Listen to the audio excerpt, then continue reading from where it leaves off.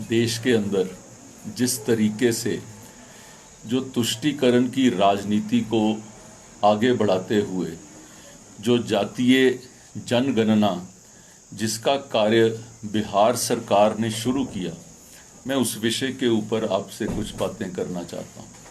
ये देश के अंदर पहली बार ऐसा हुआ, किसी राज्य ने इस कार्य को करने के लिए ये पूरी जनगणना करी। जातिगत जनगणना आज से पहले हमारे देश के अंदर नहीं होती थी, लेकिन इसको वहाँ किया गया।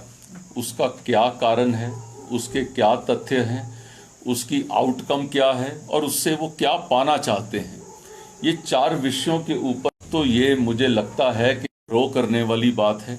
अपने देश की एक जो बुनियादी जो इकट्ठता हमारी जो थी उसको चैलेंज करने वाली बात है।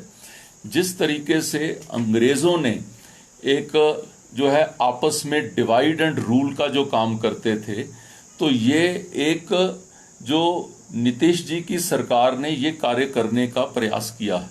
और उससे भी आगे बढ़ के जो कांग्रेस पार्टी और उनके सब घटक जो है इस चीज़ को उसमें वाहवाही लूटने के लिए, और जो दूसरे राज्य जहां पर उनकी सरकार है वहां पर भी वो ऐसा कार्य करेंगे, इस तरीके की घोषणाओं से पूरा देश के अंदर एक ये जातिगत राजनीति को बढ़ाने का ये कारण क्या है। इसके लिए अगर आप थोड़ा सा इसके अंदर स्टडी करने का प्रयास करेंगे, आप पाएंगे कि जब आज़ादी से पहले ऐसा क्या होता था कि कहीं अंग्रेज़ जो है वो 2 भागों के लोगों को आपस में लड़ाते थे और अपना राज स्थापित करने का प्रयास करते थे। और मुझे लगता है कि यही एक तरीका ये कांग्रेस और उनके बाकी घटक इसको इस्तेमाल करने का प्रयास कर रहे हैं। बहुसंख्यक वर्ग को उसको डिवाइड करने का प्रयास जो है वो किया जा रहा है। उसके साथ मिलता क्या है, आप देखें कि जो इस जनगणना से अब हर राज्य के अंदर ऐसी जनगणना होगी और उसके साथ जुड़ी हुई कितनी विषमताएं जो सामने आएंगी। लेकिन इसके विपरीत अगर आप देखें, मोदी जी की सरकार ने अगर कार्य किया तो वो कार्य अगर सड़क दी तो सड़क ये नहीं देखती है कि सड़क किस वर्ग को दी जा रही है, सड़क किस समुदाय को दी जा रही है, सड़क कौन से क्षेत्र में जा रही है। सड़क दी तो सबके लिए दी। अगर उज्ज्वला योजना में अगर गैस मिली तो गैस ने ये नहीं देखा कि ये किस वर्ग को मिली, ये किस क्षेत्र को मिली, ये किस समुदाय को मिली, ये उन्होंने नहीं देखा। उन्होंने सबको वो चीज़ दी। अगर बिजली का प्रबंध किया तो वो सबके लिए किया, अगर पढ़ाई का प्रबंध किया तो सबके लिए वो प्रबंध हुआ। अगर किसी भी व्यवस्था के अंदर आप देखेंगे, चाहे वो किसानों के लिए व्यवस्था है, चाहे वो जो अन्य जो है योजना है, ये देखती नहीं है कि ये व्यक्ति किस वर्ग का है, वो सबके लिए दिया जाता है।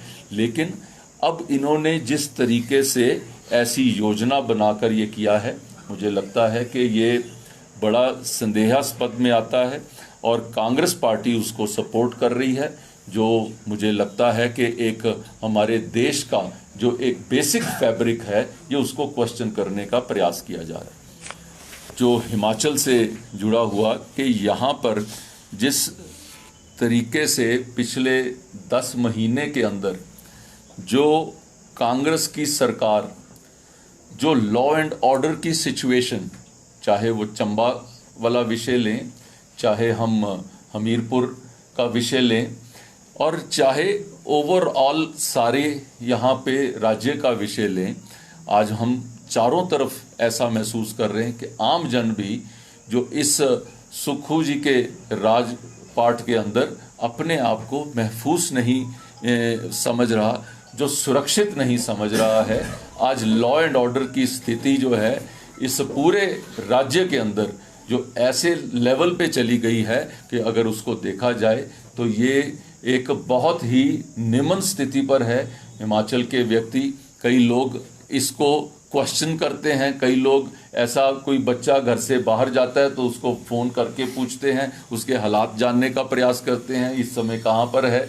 तो इस तरीके से अगर देखा जाए मुझे लगता है कि ये सरकार जो है वो जिन चीज़ों का वायदा करके यहाँ पर पहुंची थी, वो वायदे तो क्या पूरे करने थे, जो बेसिक चीज़ें थी। आज कर्मचारी वो उबाल पे हैं, आज आप शिक्षक देखें तो वो उबाल पे हैं, लॉ एंड ऑर्डर देखें तो आम आदमी जो उसमें तरस रहा है, और जो प्रॉमिसेस किए थे वो कहते हैं सुभान अल्लाह, उसके ऊपर तो क्या क्या काम हुआ है वो आपके सबके सामने है। मेरा विषय आपके सामने इतना ही।